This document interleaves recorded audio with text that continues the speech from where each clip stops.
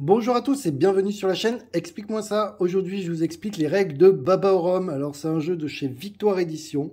C'est un jeu de 2 à 8 joueurs à partir de 9 ans pour des parties qui durent entre 20 et 40 minutes. C'est un jeu français et en plus, ce qui est bien, c'est que c'est sur la culture. Vous allez voir qu'il y a pas mal de questions. Ne vous inquiétez pas, si vous voulez jouer avec des enfants, ils ont même prévu des questions pour les enfants. Alors le but du jeu, ça va être quoi? Le but du jeu, ça va être de faire des recettes et donc d'arriver à faire notre commande.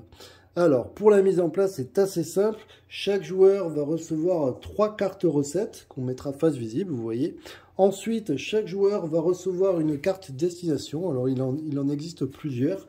Les cartes destination, en fait, ce sont des cartes bonus. Par exemple, ce joueur-là, il dispose de la saveur crème tout le temps. Donc il n'aura pas besoin d'avoir de carte crème.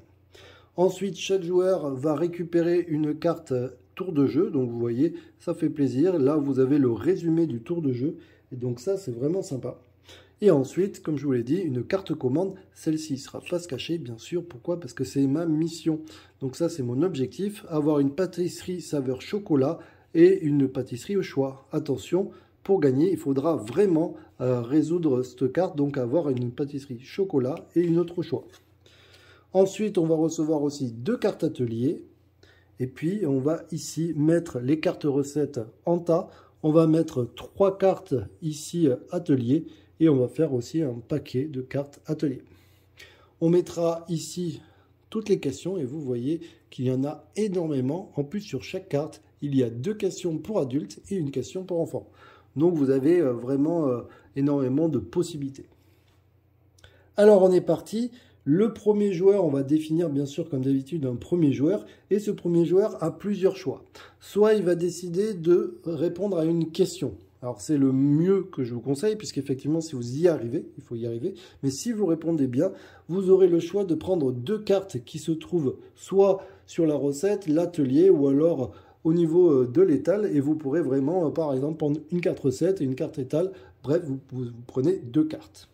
Par contre, attention, si vous répondez faux à la question, vous n'aurez rien du tout. Et le seul truc que vous pourrez faire, c'est défausser une carte atelier pour prendre une carte atelier face cachée.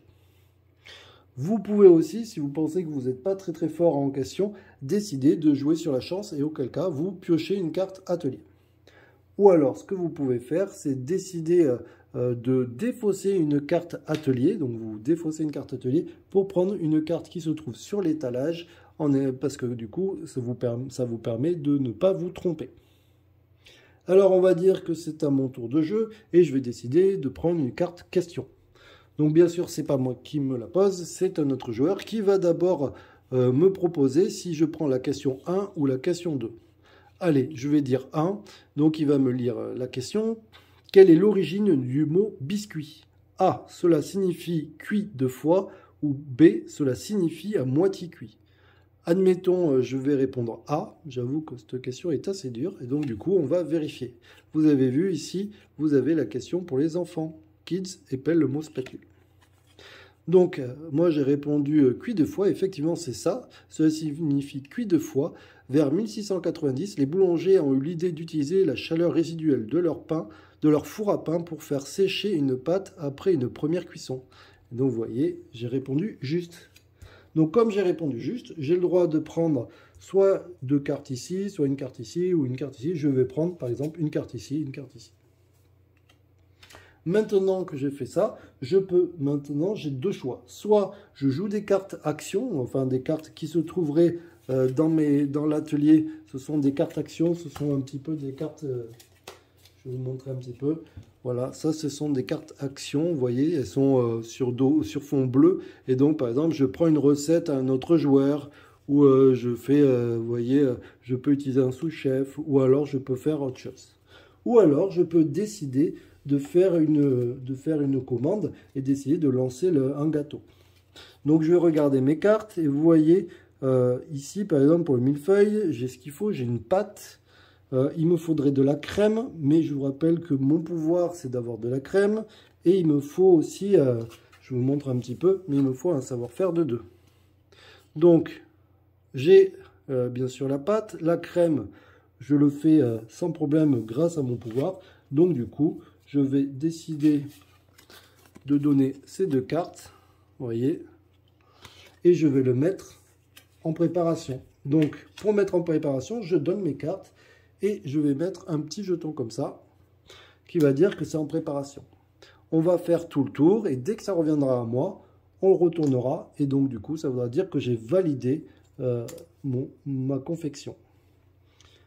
Donc là, j'ai fini mon tour. Je ne peux faire qu'une recette, je ne peux pas en faire plusieurs. Donc c'est au joueur suivant.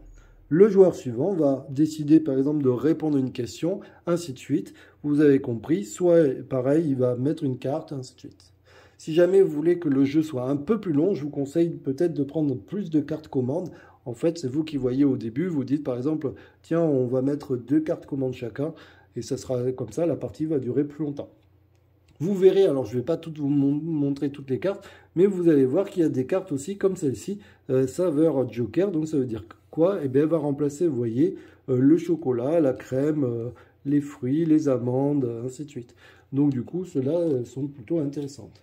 Vous allez voir que vous allez pouvoir aussi essayer d'intervenir sur les autres joueurs en utilisant les cartes actions.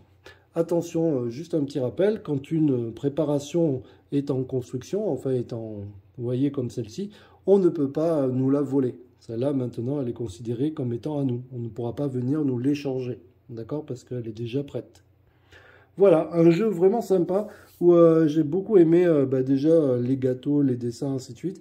Et ce que j'ai beaucoup aimé, c'est que c'est un jeu où il y a beaucoup de culture. Vous allez voir qu'à chaque fois, il y a des tonnes de questions. Et à chaque fois, il y a une explication. Voilà, il y a vraiment une explication derrière. Attention, il y a des questions qui sont vraiment techniques. Il y a aussi des questions histoire, ainsi de suite. Donc, on sent quand même que c'est un jeu qui a été très travaillé. Je vous dis à très bientôt. N'hésitez pas à l'essayer. Et puis, peut-être ça va vous donner envie de cuisiner et de goûter des bons petits plats. Allez, je vous dis ciao, ciao. Comme d'habitude, partagez, abonnez-vous. Ça fait toujours plaisir. Ciao, ciao.